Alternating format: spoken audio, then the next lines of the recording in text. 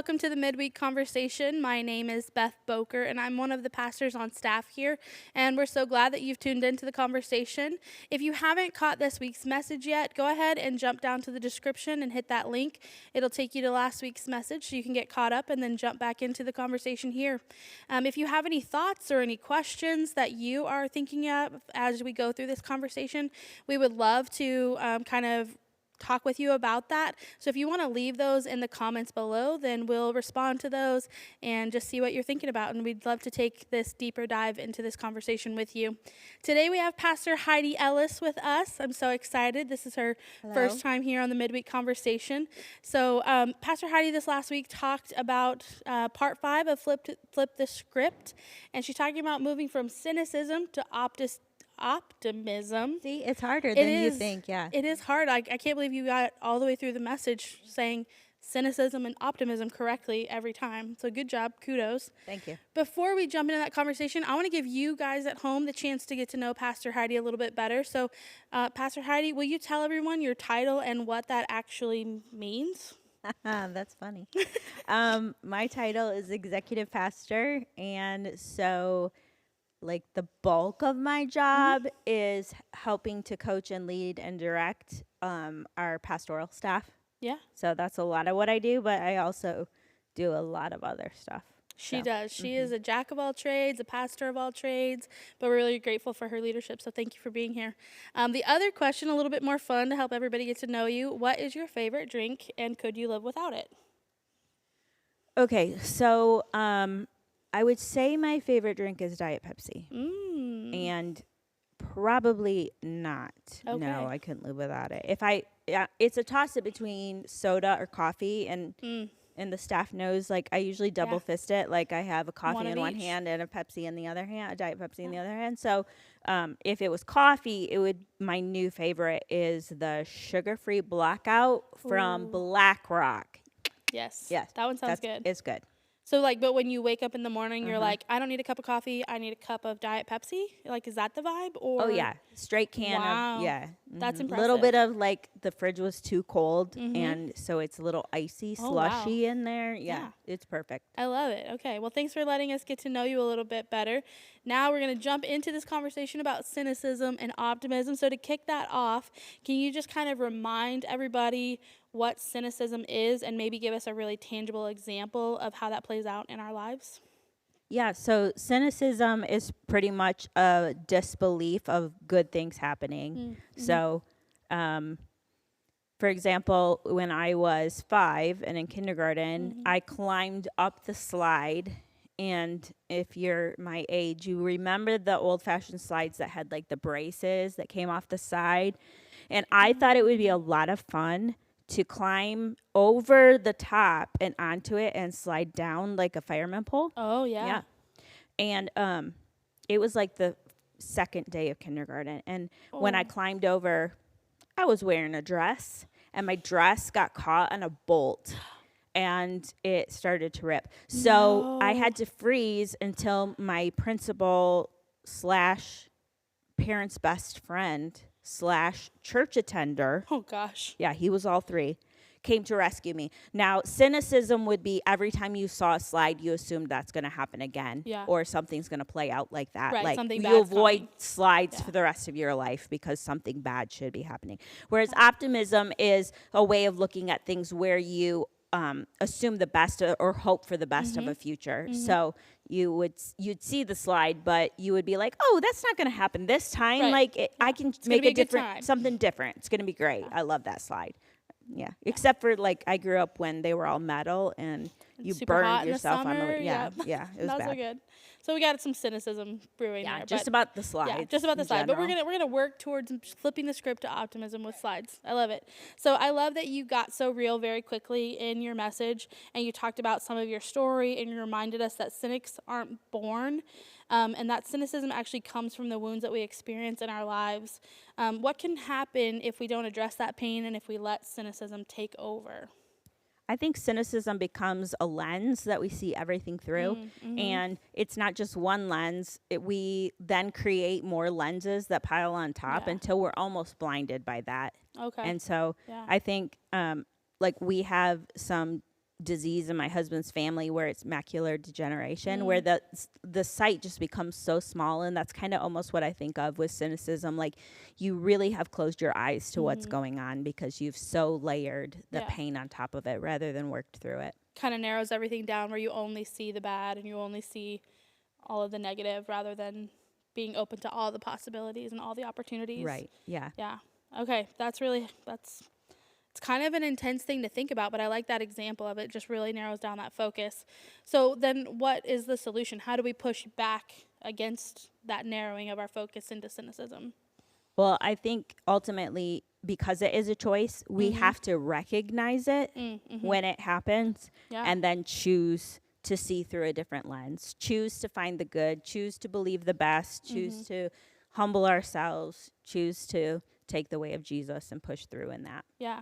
So then what does that look like if you're faced with a choice and you go, okay, I know that my tendency could be to be cynical and to look at it this way, but I'm going to choose to see it as an opportunity. Then what's maybe like your first thought of like what we should do in that moment? So I'm a classic cynic. I talked about Saul in the message, me and Saul. Really, we have like cynic and optimism here today. We do, really, yeah. Like me and Saul. Yeah. Me and Barnabas. So, I think in my life, when I see it, I have to name it and claim it. Like, that's what it is. Yeah.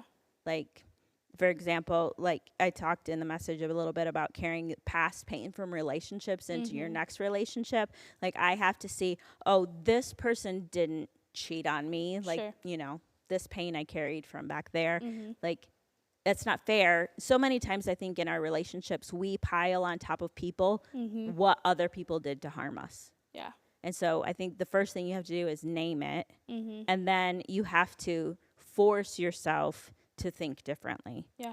And the more you do that, the more you start to believe the best and see the good in people and in situations. And it's not in your own power, like you talked about. Like, when we allow the Holy Spirit to work in our lives, the Holy Spirit empowers us to do some of that work where it's not, I just have to force myself to do it on my own, but we're actually empowered to view those things and to do those things by His power. As crazy as it is, cynical Heidi at this age is much better than it used to be, because I used to be angry and that was fighting against what the Holy Spirit wanted to do, that anger. And it really almost in my life was like scales that had to be removed from my eyes. Wow. And so even though I tend to, because of pain in my life, see things as a cynic, I can still rely on the power of the Holy Spirit. Absolutely. Let Him speak into that situation and make it new and different, and not put that pain of the past on the people in my present. Gain that new perspective and move forward a different way. That's good. So we kind of talked a little bit, just mentioned it, the story of Saul, and then a little bit about Barnabas. But what does the story of Saul really teach us about cynicism and optimism? Like, you said that you and Saul were like this, so you said Saul's the classic cynic. Yeah. So I think the thing I see that's screaming is so much of that Saul's interaction in the beginning with the stoning of Stephen and persecuting the Christians and out for blood was that he was sure he was right. Yeah. He was so convinced of it. He was so, like, he was trying to do what he thought was right. Like, he felt like it was the right thing. What his religion was telling him was the right thing. Like, his faith was saying, this is what you're supposed to do. Right.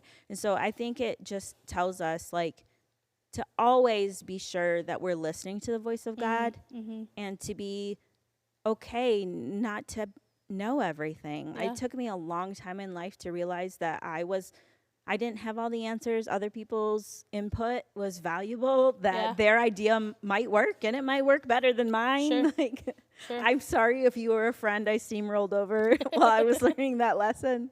So I think that's what it teaches us. Like, you can, if you're doing what you think is the right thing, but you haven't listened to God in that, then you can harm others in that. And so many times it's rooted in your knowledge and in your pride.